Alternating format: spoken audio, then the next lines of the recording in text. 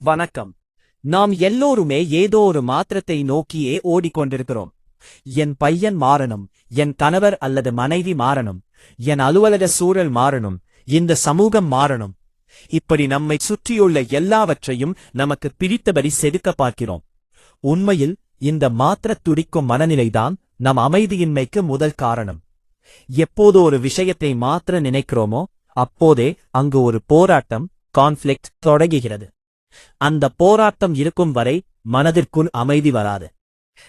நான் ராஜேஷ், வாழ்வியல் பயிற்சியாளர். இப்போ ஒரு உதாரணம் பார்க்கலாம். ஒரு நதி ஓடிக்கொண்டிருக்கிறது. அதன் பாதையில் ஒரு பெரிய பாறை இருக்கிறது. நதி அந்த பாறையை தள்ளிவிட்டுத்தான் நகர வேண்டுமென்றால் அது அங்கேயே தேங்கி போகும். ஆனால் நதி என்ன செய்கிறது? பாறையை மாற்ற முயற்சிப்பதில்லை. பாறையை அப்படியே ஏற்றுக்கொண்டு அதைச் சுற்றி தன் பாதையை அமைத்துக் கொண்டு ஓடுகிறது. நமது வாழ்க்கையிலும் சில மனிதர்கள், சில சூழ்நிலைகள் அந்த பாறையைப் போலத்தான். அவர்களை மாற்ற நினைப்பது உங்கள் சக்தியை வீணடிக்கும். அவர்களை அப்படியே ஏற்றுக்கொள்ளும்போது உங்கள் வாழ்க்கை நதியைப் போல தடையின்றி ஓடத் தொடங்கும். அங்கே ஒரு மெல்லிய அமைதி பிறக்கும். இன்னொரு எளிய உதாரணம். கண்ணாடியில் உங்கள் முகம் அழுக்காகத் தெரிகிறது என்று வைத்துக் கொள்வோம். நீங்கள் கண்ணாடியை துடைத்தால் அழுக்கு போகுமா? இல்லை. பிம்பத்தை மாற்ற நினைப்பது அறியாமை. மூலத்தை கவனிப்பதே அறிவு.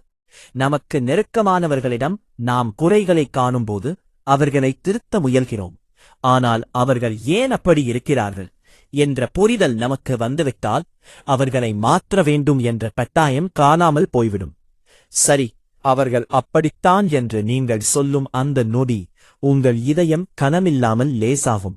இதுதான் ஏற்றுக்கொள்ளும் தளம்.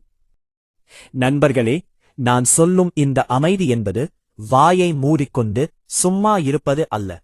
பேச வழியில்லை, அதனால் பேசாமல் இருக்கிறேன் என்பது மேலோட்டமான அமைதி. அது ஒரு நாள் வெடிக்கும்.